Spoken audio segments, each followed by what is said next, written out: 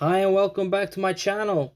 Today we're gonna watch the first Punic War from the channel OverSimplified. I've seen World War One series from OverSimplified and World War Two, so I'm a little bit familiar with the channel. I thought of doing the Punic War series because when I saw in the previous video of Rome, I thought it would be pretty interesting to see that. Right, the first, the second, and I think it's the third Punic War, right? So I'm thinking of doing the series, right? So I thought of doing the first Punic War from Oversimplified, and it's gonna be nice to see this and pretty interesting, and I'm gonna learn a lot here. Original videos down below, and let's go. Oh, Marcellus, you sure have a lot of dignitas. What? Kiss me. Okay. Okay. Hey, Dad. Hi, son. Just reading the newspaper. What can I do for you? Well, you know how you always say Rome is the greatest civilization in the world? It bloody well is. Well, I was just wondering, what makes us so great? How did we come to be? Wow, my son. So wait. So before this, so what I'm thinking on the history timeline is that the first Punic War, in the context of what he's saying, sounds like it's what made Rome, right? I don't know the exact timeline, but okay. Boy, let me take you on a journey to this side of the room. Okay. The story of Rome begins with these beautiful baby boys going to town on some she-wolf mommy milkers. Yeah, Romulus and Remus, right? Yep. Okay. And then Romulus supposedly killed Remus, and that's why the capital, or that's why Rome is named Rome, right? Because of Romulus. That's gross. You're gross! Sorry, son. You're not gross. I love you. They're called Romulus and Remus, and when they grew up in 753 BC, Okay. they founded Rome. But there was just one problem. They couldn't agree on which of them should be the king. But they worked it out peacefully, right? Oh, heavens no. Romulus caved Remus's skull in with a shovel. Here's a picture. Our first king committed fratricide? I know. Look at his face. When's the part where we become the greatest civilization, Dad? Well, you see, at first Rome was full of men. Oh, yeah. I'm talking like a real sausage party. You know what I mean? Yes, sir. So we invited some neighboring cities over for a big feast. And then we literally kidnapped all of their women. Here's a picture. Look at that one. She's like, Okay. This is messed up. You're messed up. Ugh. Sorry. I'll be a better father. I promise. So then, finally, after centuries of monarchy, those tyrannical kings started getting a little too big for their britches. Yeah, we saw that. So we overthrew the kings and established Rome as a republic. Yeah. Is that when all the killing stopped? Oh, heavens no. That's when the killing surged, baby. We went wild and conquered the Latin League, the Samnites, the Etruscans. Woo! Yep. What a rush. Dad, Rome seems pretty barbaric. You're barbaric! Oh, I forgot to tell you about the time a prophet told Saturn his son would one day overthrow him. Wait, but it sounds barbaric, but I mean, that's the times. It's not an excuse, but it's, I mean, every kingdom or region or empire or whatever at this time and forward just conquered their neighbors. I mean, who else would they conquer? Or like, yeah, how else would a region or country or empire, how would it grow? Peacefully through marriage, sure, but still some kind of conquest, right? So it's not barbaric. So, okay. So Saturn literally ate his own son seconds after he was born. Wow. I don't want to see a picture. Here's a picture. Dad, look at that. Oh, I've seen that That's before. messed up, man. Are we really this uncivilized? Hey! If we were so uncivilized, would we use communal toilets where we all fart and poo together in one big stinky, steamy, dirty toilet room? Yeah, Dad, we would. Clean your butt with a sponge. I mean, we have this to this day, but it's not like, yeah, we still have urinals, right? So I don't know. I mean, okay, we have doors in between each others, but then there's urinals where you just stand together. So I don't know. It's not that weird, but okay. Stimulus, but all these guys just used it. What's wrong with your son, bro? I don't want to be Roman. This is so weird. You're weird. Sorry, you're not weird. I'm sure you're probably fine. Wow. Okay. So we got a little bit of a background there on how Rome was created, sort of, right? They conquered their enemies or neighbors, right? Like any other empire. Okay.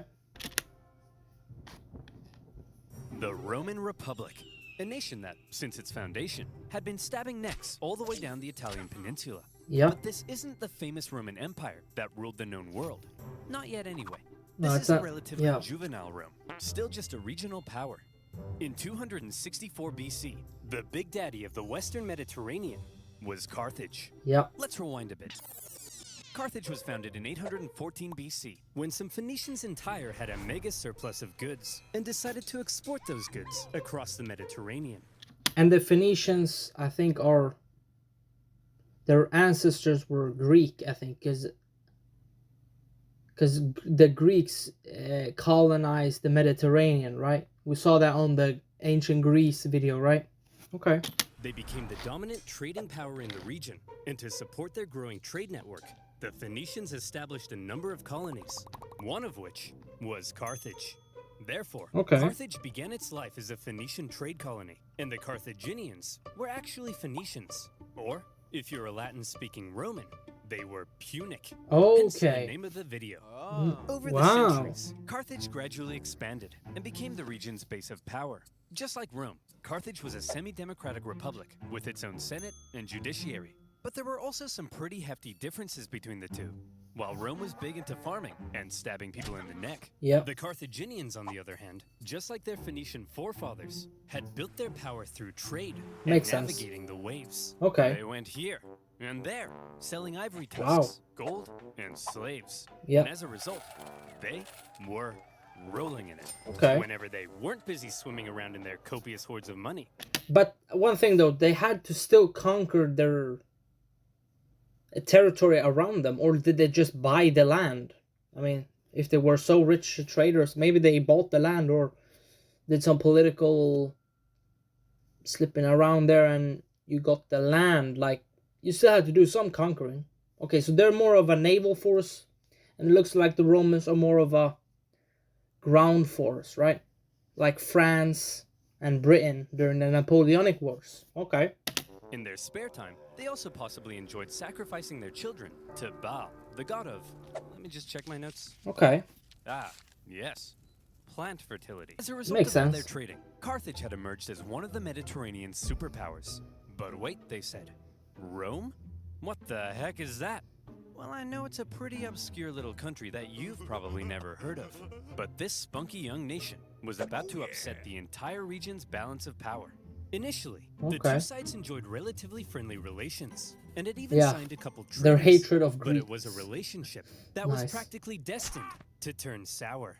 See, Yep. Rome had a thing where they liked to aggressively expand their boundaries, often viewing such expansion as a defensive act. Kinda like when you kill your neighbor, because you knew eventually they would have tried to kill you first. Makes sense. Meanwhile, Carthage was extremely protective of its wealthy trade network. So if Also you put makes a very sense. strategically important island between them, well, 2 + 2 = war. Tensions rose, and the two sides began viewing each other with increasing disdain. While war between the two superpowers Crazy. seemed Look at Greece though. It's sort of together but also fragile. So, which other superpower is gonna come in between Carthage and Rome? Doesn't look like any. So it makes sense that them two will go to war. But okay, let's see. inevitable. The event that finally triggered it was a little unexpected. The whole thing began with a few simple mad lads on a wild night out. Okay. These mad lads are called the Mamertines. They were Italian mercenaries employed by the tyrant of Syracuse here. But when he died, his successor said, "Sorry, fellas, we don't need any big burly men with sharp sticks anymore." I mean, that makes sense. This is why you don't make you make treaties with a government. It's like this. What he just explained there, you can compare it to pension, right? When you retire, you get a pension. But for you to get that pension, it's a sort of a contract saying that the government will pay you money because you worked for the government, whatever.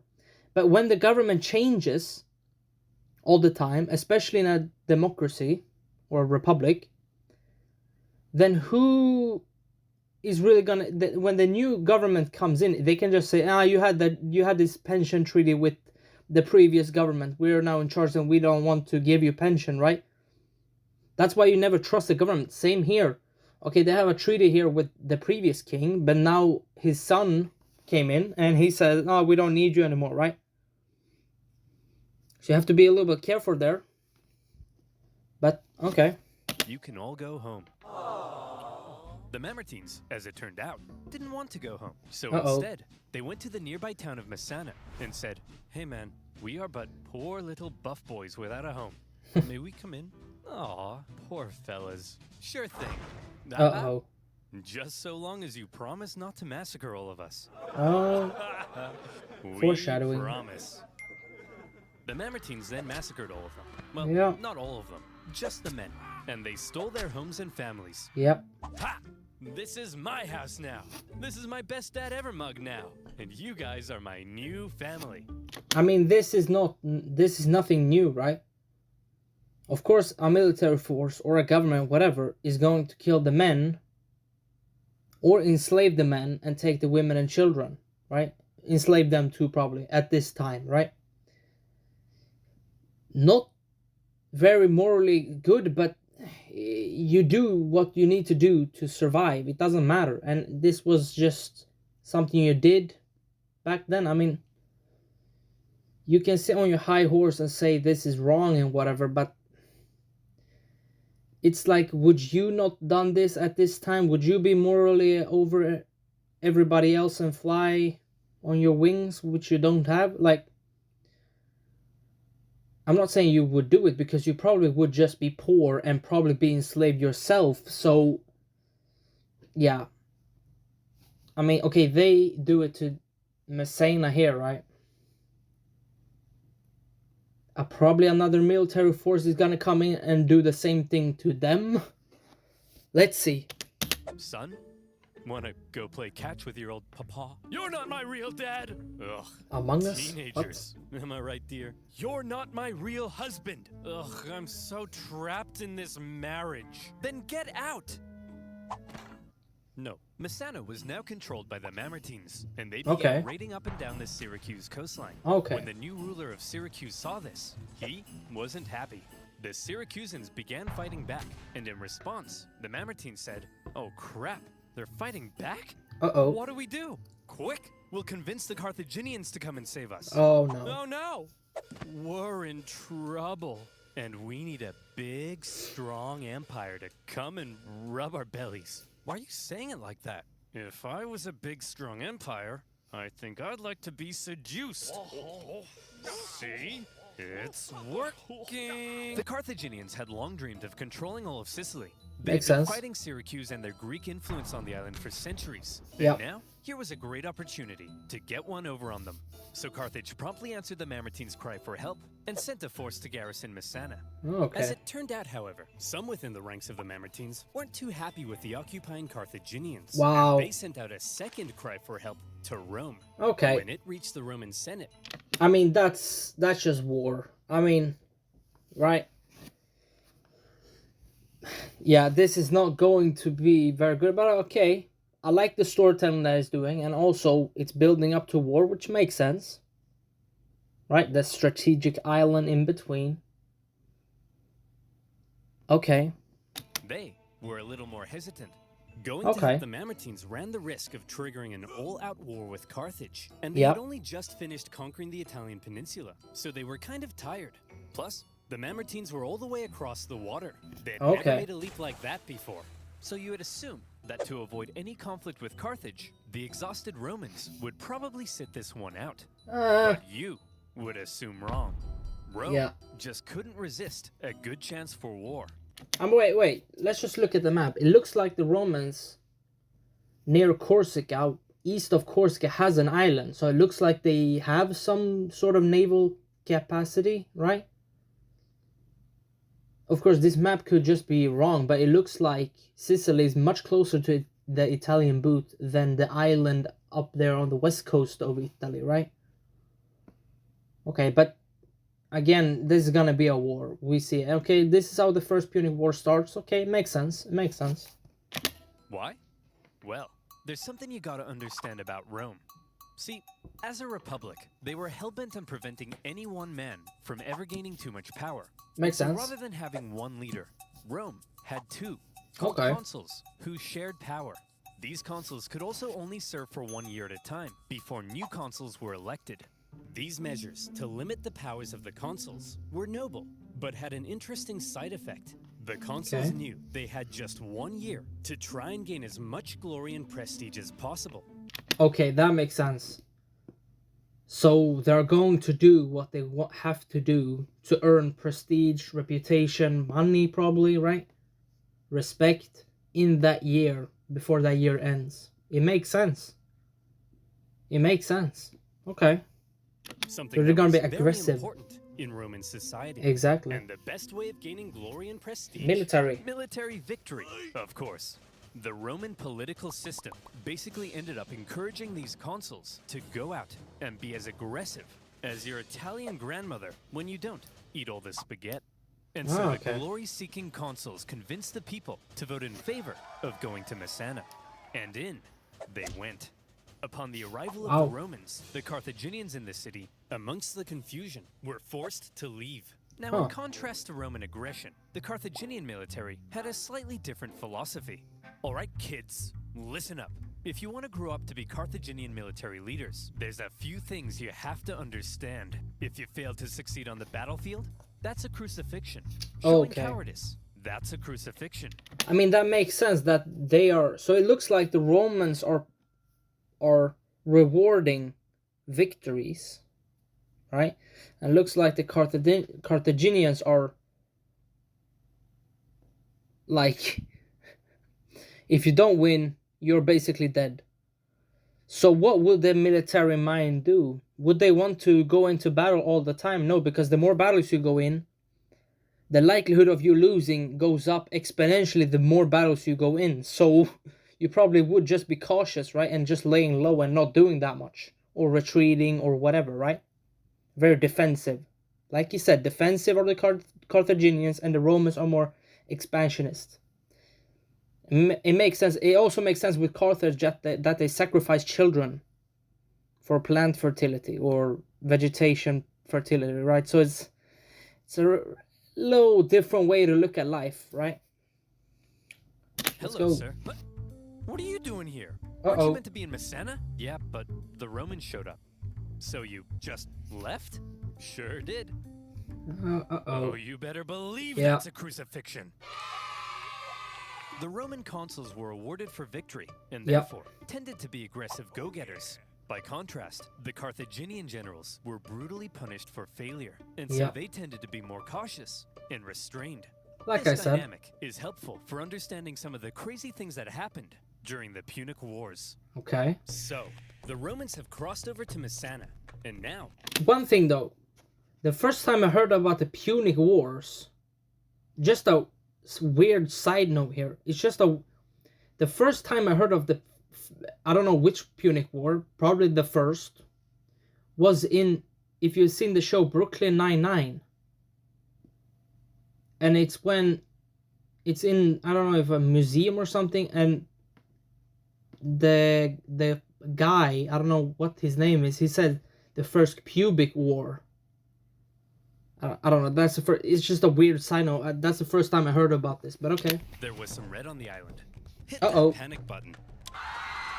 This turn of events was unacceptable to both Carthage and Syracuse, so the traditional enemies Okay. teamed up to kick the Romans off their island. Look at that. That's a very big part of military history or human history, right? Is that Carthage came there to actually suppress Syracuse and defeat them because they're rivals, and the troops in Messana asked them for help against Syracuse. But now the enemy of my enemy is my friend, right? So really Really important there, They right? surrounded the city and said, "Hey, you jerks! This isn't your island. Come out of there at once." Okay, we're coming. Hey, man. Oh, you brought your weapons and armor? No, I didn't mean.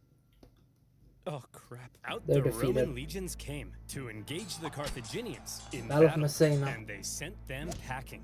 With the Battle of Messina, whether intended or not, by going to help the Mamertines, the two sides had just slipped into an all-out war. Okay. I just want to see the casualty rate on Battle of Messina. Let's see. Okay, so we see here. The Romans had 9,000 soldiers, probably roughly.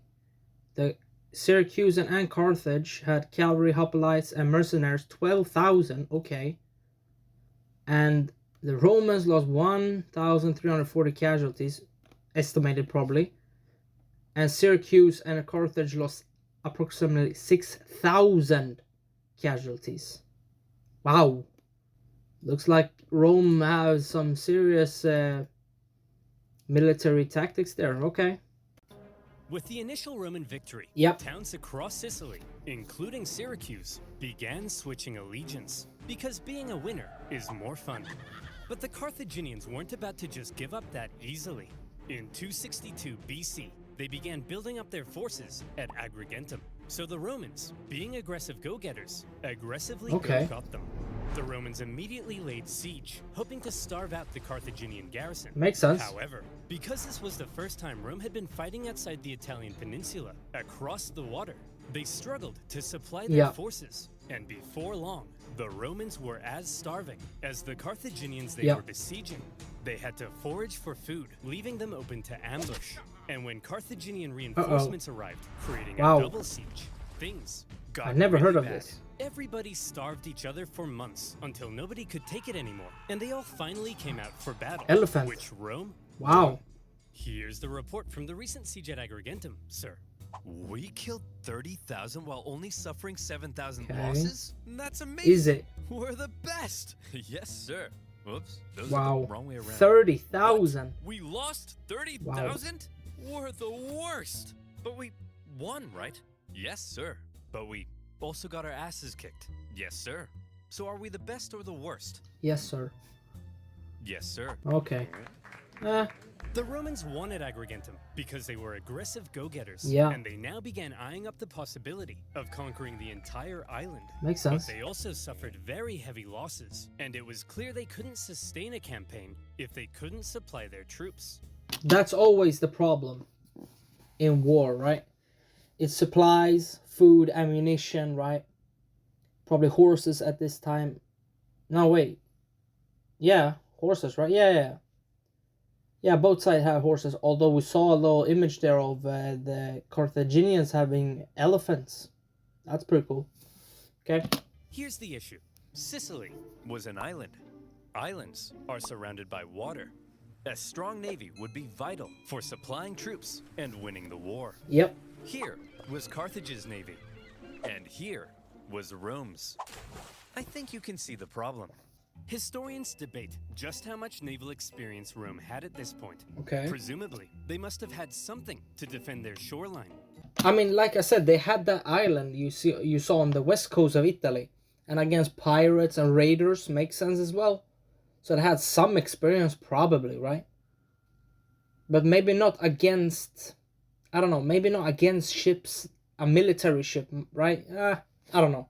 But whatever it was, it would have paled in comparison to the Carthaginian juggernaut. And so Rome had to figure out exactly what to do about all this water. The Romans wanted to win this war and obtain Sicily. There was only one thing for them to do.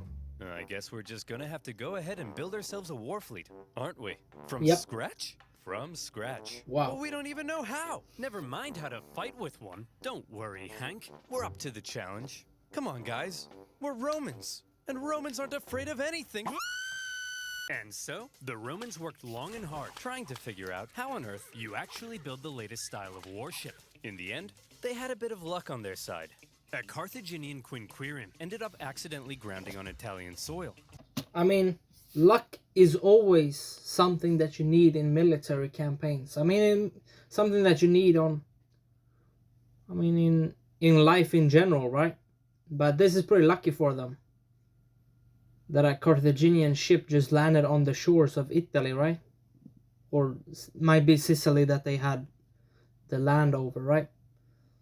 Let's see what the Romans do with this ship, right? The Romans found it and copied the design. Makes While sense. the new fleet was being built, the Romans trained rowers on land. And would you believe it? The Romans put together a full fighting fleet of 120 warships in just 2 months. Wow. A staggering feat. The siege at Agrigentum, supply issues, and building a war fleet. I mean, that's pretty impressive that they got 120 ships, which they've never built before, in 2 months. I mean, that's a feat in of it itself, right? Just building one, right? They had a lot of reverse engineering back then. Wow, that's pretty cool. So now the Romans have a navy, and it's time to put it to the test. But how does one wage ancient naval warfare? Easy. All of the ships had giant bronze rams on the front. So all you had to do was outmaneuver the enemy and give him the jimmies. Easy as pie. So the aggressive Romans set out for some good old-fashioned jimmy giving. The consul, Gnaeus Cornelius Scipio, set out for the town of Lipara, believing the garrison there wanted to join the Romans. As he entered the harbor, however, he found himself trapped by a Carthaginian fleet. And in the following skirmish, he was completely outmatched. Wow. The Romans may have had a brand new fleet, but when it came to engaging in actual combat, their inexperience showed. There was just something better about the Carthaginian ships. The Carthaginian rowers had nicer abs. The entire Carthaginian Empire had been built on expert seamanship. Exactly. I mean, albeit it was good that they had reverse engineered one ship into 120 ships in 2 months, but how to use them, how to maneuver them, the military tactics, I mean, that's something you can't just have a weapon and say, oh, I'm just as equally good as you with this weapon, right? It's like giving a spear to a person now and then saying that that person is as good as a Macedonian phalanx. Like, yeah, I don't think so. So, when it came to water, the Carthaginians were better, and the Romans were wetter. In their initial skirmish, the Romans were beaten so badly that the consul, Scipio, was given a nickname, Asina. And if you're wondering what that means, just drop the Ina. Nice. So what were the Romans to do? How could they possibly stand up to this Carthaginian superpower? Well, there's something you gotta understand about the Romans. Back when they found that Carthaginian ship and copied its design, that wasn't a one-off thing. Copying their enemies was as Roman as punishing murderers by sewing them into a leather pouch with a monkey, snake, and rooster, and then throwing them into a river, which is a thing they did. Wait, what was I talking about? Oh yeah, copying their enemies. Many of the most famous Roman inventions were actually borrowed. Aqueducts, chariot racing, their gods. Even in warfare, the Romans would get pierced by a Sabine javelin, and they'd be like, wow. They'd get hacked to bits by an Iberian sword, and they'd be like, wow. And they'd copy the designs for themselves. However, they wouldn't just copy it. They would advance it, finding ways to adapt it as perfectly as possible. And in the case of naval warfare, the Romans realized if they wanted to beat the Carthaginians at their own game, they would have to adapt. The Romans excelled at combat on land, not on water. Makes sense. What if, they said, we could somehow turn a sea battle into a land battle? Sounds crazy, right? That's smart. Well, they made a couple of tweaks to their warship, and look, here they come again. They must love getting their asses kicked. Sir, what's that toll thing sticking out of their ships? They really are idiots. Look at that thing. That'll make them blow over. I mean, look at... Bob! Bob! Get your camera out. Take a picture of it. I mean, how stupid can you be? Let's just add a big wooden tower to our ship that'll weigh us down and blow us over in the wind. Uh-oh. I mean, what does that thing even do? Oh. Wow, that's The inventive. Romans had built a big swinging spiked gangway called the Corvus. So when the Carthaginian ships approached to ram them, the Romans would just slam them. Wow. The Carthaginians tried going around. No problem. The Corvus could swivel. Try going behind. Wow. The Romans would huddle to the coastline. It was foolproof. Those big, sexy Carthaginian rowing muscles could flex all they want, but they were no match for the Roman mind. With that, the Romans, who had only just recently began dabbling in the art of naval combat, thanks to their ingenious Corvus, had just managed to outclass the Mediterranean seafaring superpower. Wow, that's pretty cool. I mean, it makes sense that after a loss, they go back to the drawing board, right? And build something to their advantage instead of using what was the Carthaginians' advantage of master seamanship, right?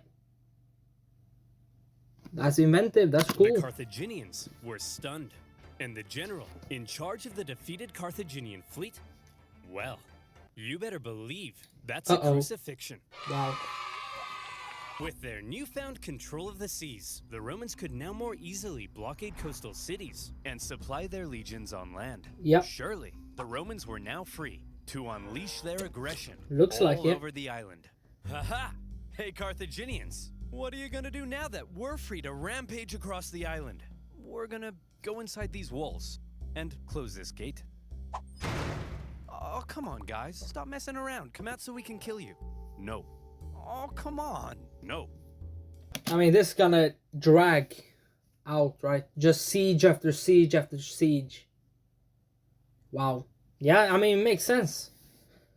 It's basically a siege of Sicily because the Romans have naval supremacy. At this time, it looks like it, right?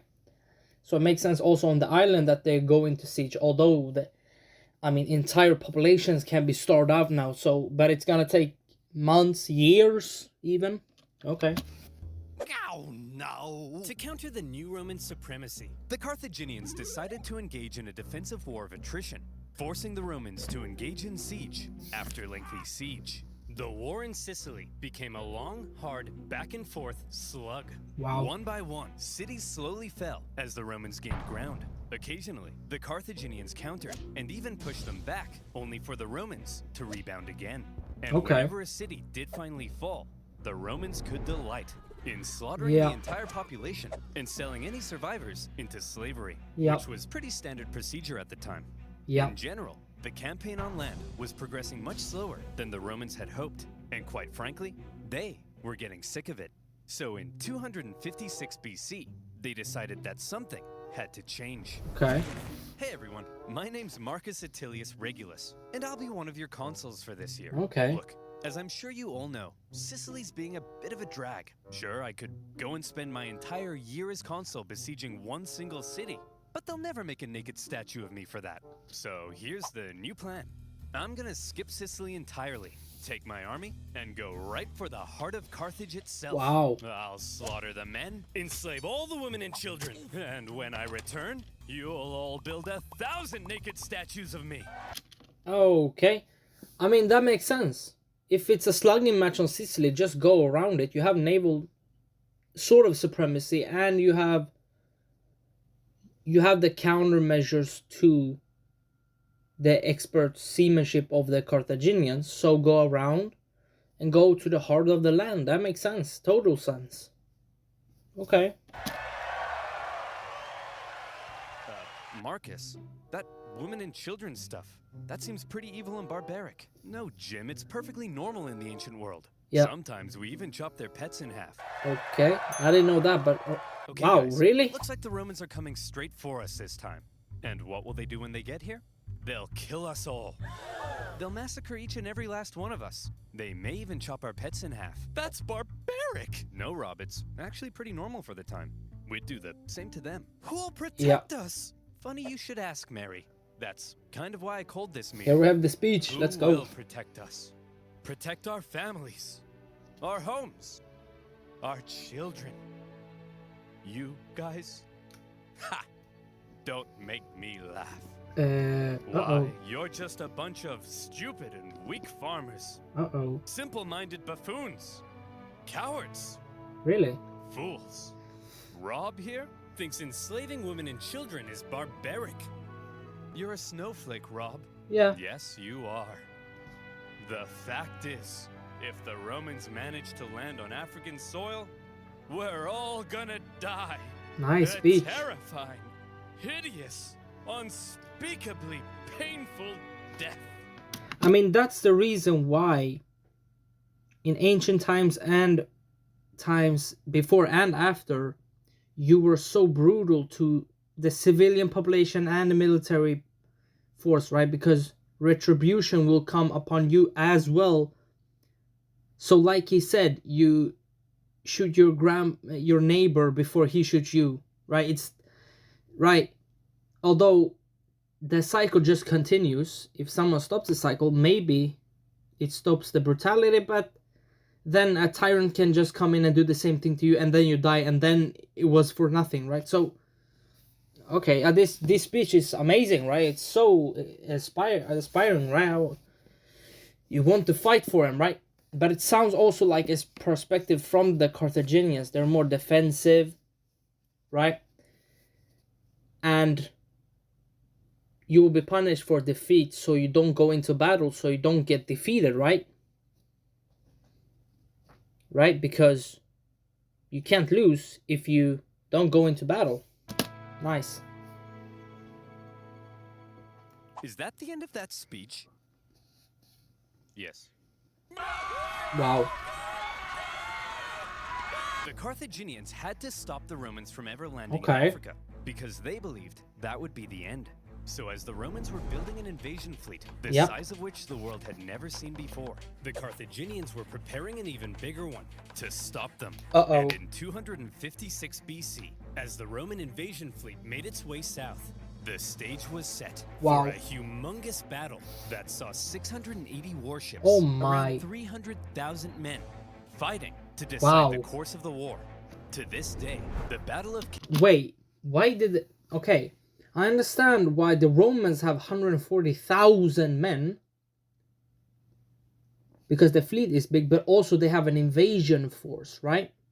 And their way which their ships are designed with the corvus, right? But why does the Carthaginians have more? They had more ships, which makes sense, they have more troops, but why do they have so many troops? I mean, maybe because they know that the Romans have corvus, so they countermeasure that with more people on board. Okay, that makes sense. Ignomus Wow. remains possibly the largest naval battle Oh in my. human history. Wow. All the way back in ancient times. That's So the amazing. next time your granddad tells you about the time he sank a Japanese aircraft carrier, Uh-huh. kick him in the nuts. The Romans had a lot Okay, riding on don't this do battle. that. They weren't just sending their warships, but transports Exactly. as well, full of supplies and horses for their invasion of Africa. Yep. They therefore formed a protective wedge-like formation Okay. to punch through the long, thin Carthaginian line. The Carthaginian generals, however, desperate to prevent the Romans from reaching Africa, had Yep. a plan of their own. As the Roman fleet approached, the Carthaginian center feigned a Wow, retreat, okay. luring the Romans Makes sense. in so their outstretched flanks could envelop them and get around the Roman corvus. Yep. A clever plan, But with such a huge Yeah. battle and so many ships crowded together, the Carthaginians struggled to maneuver as hoped. And in the chaos, That makes three sense. separate battles emerged across the huge battle space. With the number of ships limiting their ability to maneuver, the Carthaginians became sitting ducks, Uh-oh. and all the Romans had to do was start swinging. Wow. The Roman center came out on top, and were then able to turn around and rescue their pinned down flanks. wow. The Battle of Cape Ignomus Oh was my. a Roman victory. I mean, that's not a victory, that's a slaughter. 30 to 40,000 killed, 94 ships lost, 30 sunk, 64 captured, and Romans lost, all sunk, 24 ships. Wow. 10,000 killed, wow. I mean, how big? This is like Napoleonic Wars numbers, right?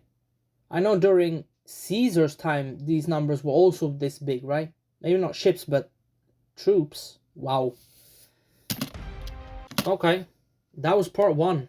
I mean, that was amazing. The build-up was fantastic. I mean, I'm learning a lot here, right? This was awesome. I'll see you in the next part. Bye.